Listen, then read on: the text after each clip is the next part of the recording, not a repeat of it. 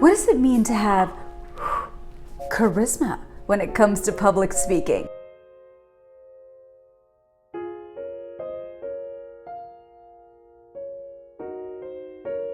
Well, number one is to really think about your audience. If you're giving a toast at a wedding and you're going to be talking about love for your family or love for the person who's the bride or groom, that's a very different speech than the one that you're going to give about your business strategy to your manager or to a potential client. So really it's important to think about your audience. What I like to do before I give a big talk is I ask the organizer of the talk to introduce me to 6 people that are going to be in the audience. And I want to actually understand what those 6 people's pain points are so that I make sure that I'm tailoring my talk to them and not delivering something that's just generic. Number 2 is to not be an expert speaker, but to be an expert who speaks.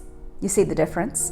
In other words, be knowledgeable about the topic, but you also have to be genuinely interested in it if you're going to have charisma and confidence and impact on your crowd. Now, I understand that there's going to be times that you're probably presenting something that was foisted upon you. It's the most banal thing in the world, but what can you do to look back in your career, pick out a piece of the presentation, and harvest a story, a personal story from your career that you can use to make a bigger point? Think about Martin Luther King's speech. This is a man who has dedicated his entire life to civil rights and ending racism. Granted, when he gave his speech, his 3 things that he wanted to talk about were economic rights, civil rights, and ending racism. But he had dedicated his life's work to this. And that's what made what he had to say so much more impactful. You know, for 15 years while I was on the air, I hosted a little show on the side. And it was on Saturday mornings, and the audience for that was first and second generation South Asians living in America. Their only connection to back home truly was this show. But for me, I had grown up on a steady diet of watching Bollywood film. It was something that I did with my family every single night. So people often said, gosh, you delivered that show with such confidence in a way that nobody else ever did.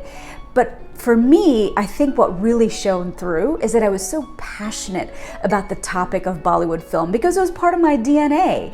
I loved writing those scripts and I loved delivering those scripts. And that was what I thought really came through on the screen. So think about being that expert who speaks and not necessarily an expert speaker.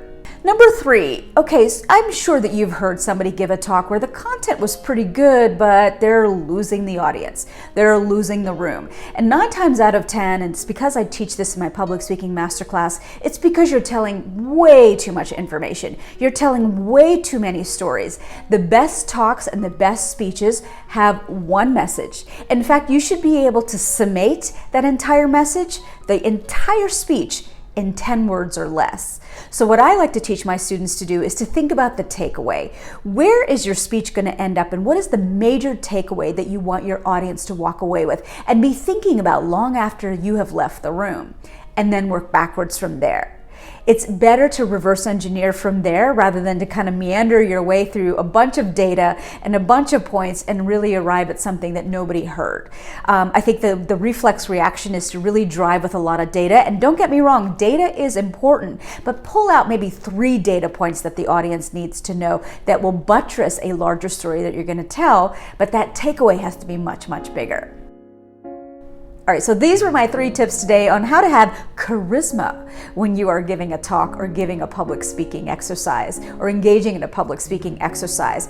I would love to work with you. I coach people one-on-one on their public speaking. You can work with me one-on-one, or you can be in my masterclass, which is with a cohort of 7 corporate women.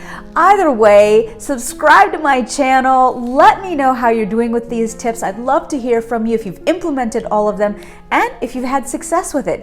Email me at info@ladydrinks.com.